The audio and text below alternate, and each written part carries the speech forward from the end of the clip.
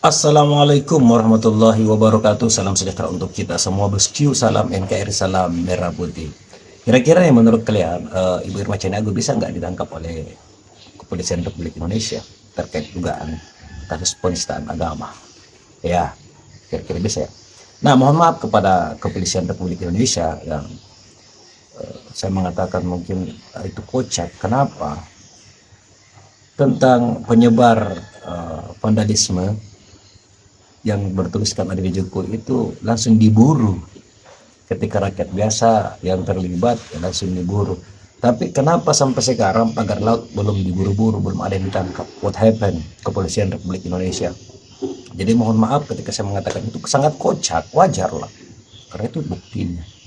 Biar rakyat kecil yang terlibat langsung diburu, tapi ketika itu pejabat-pejabat kok sampai sekarang nggak ada hasilnya.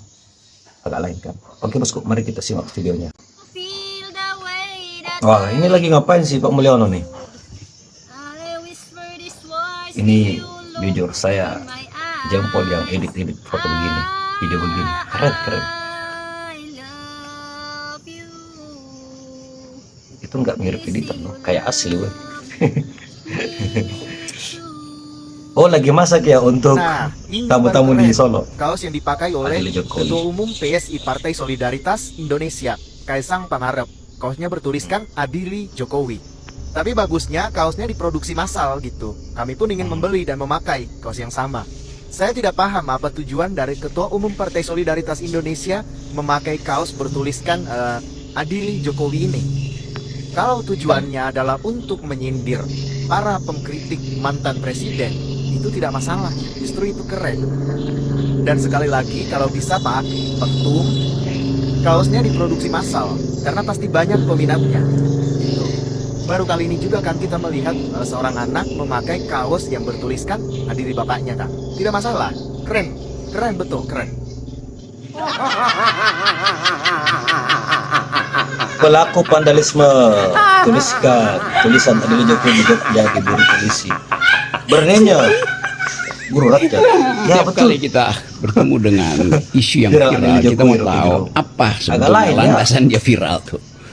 Isu yang viral hari ini, saya baca di sosial media adalah beredarnya dan makin meluasnya poster graffiti yang menuntut Presiden Jokowi diadili. Dan kita nggak pernah tahu siapa yang pasang itu. Nah kalau kita nggak pernah tahu, artinya ada orang yang tahu bahwa hal itu tidak perlu dilarang karena itu adalah ekspresi dari mereka yang menginginkan prosedur hukum diberlakukan pada Presiden Jokowi itu. Jadi sekali lagi, saya ini ada di DSTV, Denny Sitorus Televisi, yang gagasannya adalah menguji semua argumen publik supaya tidak ada pembodohan lagi di Republik ini. Jadi soal tadi saya terangkan soal viralnya poster Adili Jokowi itu datang dari keinginan publik untuk membersihkan Republik dari defect, dari korosi itu yang juga sedang diberantas oleh Ibu Mega, diberantas oleh PDIP. Jadi buat saya viralnya itu masuk akal dan kalau kita bikin survei hari ini, tapi bukan survei yang dipesan ya, itu pasti semua menginginkan supaya diperbanyak ide itu, karena itu bukan soal pidana, itu tidak ada pidana orang yang mempersoalkan atau meminta Presiden Jokowi diadili itu. Paling ada semacam pelanggaran ketertiban karena mengotori dinding, tetapi alasan utama dari mereka yang menginginkan Republik ini dibersihkan dari defect, dari korosi, dari kekaburan hukum, itu betul-betul datang dari nurani yang ingin membersihkan negeri ini. Ini TV yang memang agak brutal, tapi brutalnya itu karena ingin semua orang berakal. Salam akal sehat, DSTV. Salam. Lu pada bisa kerja nggak sih kasus pagar laut kemarin? Kita kalau opini di masyarakat, kita udah berusaha meyakinkan masyarakat lewat para tokoh yang dibayar buat mendukung proyek ini. Kita juga udah nurunin Abu Jahal, hasilnya tetap kalah. Abu Jahal. Kemana kan muka bos kita di hadapan 9 cacing Alaska?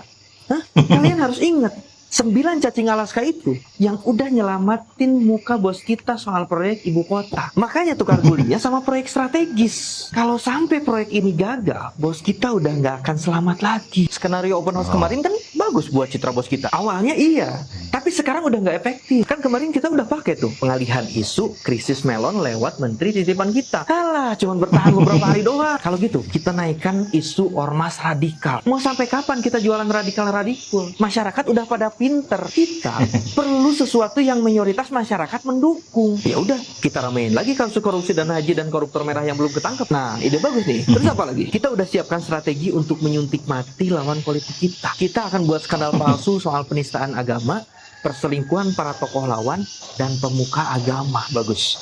Pastikan semua skenario ini berjalan sesuai rencana. Karena kalau sampai gagal lagi, putra mahkota nggak akan bisa jadi calon raja selanjutnya. Assalamualaikum Keren, besti-besti lu Andalan gua nih. Indonesia kesayangan si akunya kembali lagi di Viral for Justice dan hashtag kita kembali ditolak pemagaran laut.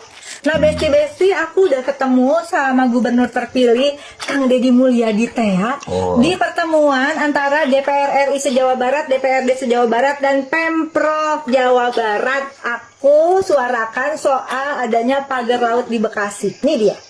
Kela Pak Gu, kumaha soal pagar laut di Bekasi. Analisis kejadiannya karena itu sedang sepakat kerjasama antara dinas pelabuhan dengan swasta. Sama Pemprov katanya. Mas Kian dia. Dan saya akan ngejar dari mana dasarnya mereka punya sertifikat. Bagi saya adalah laut itu tidak boleh milik siapapun. Dia harus Benar, Kang Deddy. Bongkar Pak, bongkar. Terima kasih Pak Gu. Alhamdulillah loh KDM gercep banget. Meskipun belum dilantik tapi sudah konsolidasi dan sudah pemetaan. Masalahnya sebenarnya apa sih tentang pagar laut di Bekasi itu? Di Perda Tata Ruangnya peruntukan apa? Kalau ini zona Cerita awal mula pagar bambu Zona pengelolaan energi. karena di sini kan ada PLTU. Oh, PLTU. Nah, Oke. lahan mereka 80% itu berada di zona energi. Ini gini loh. Tapi kan ini belum. Mereka menguasai zona yang itu zonanya PLTU, BUMN, mengelola tanah aset negara. Zona mereka ada di zona PLTU. Pertanyaannya mereka konflik nggak ke sini? Konflik pertanahan nggak? Ada surat yang dilayangkan oleh PLN di sini untuk supaya tidak ada kegiatan apa-apa. Nah, karena kan peruntukannya kan zona pengelolaan energi Di tata ruangnya. di tata ruang. Nah ini ceritanya kemudian jadi rucuk bambu gimana? Pelabuhan kita ini ada di bawah dalam sini, Pak. Ketika kita bikin alur, ketika kita sampai di muara, ternyata ini dalam penguasaan semua. Jadi bapak ngasih akses darat pada mereka dalam bentuk sewa selama 5 tahun. Mereka memberikan akses alur ke bapak, iya, betul. tapi dengan catatan mereka membuat Ya, tapi seharusnya garis sepadan itu yang nanti akan berubah jadi apa? Nah, berubah ini kan berarti kan batas lahan-lahan mereka nanti di sini rencana pelabuhan mereka nanti, Pak. Oh, mereka akan membuat pelabuhan. Jadi fungsi rucuk-rucuk bambu itu fungsinya apa? Batas lahan.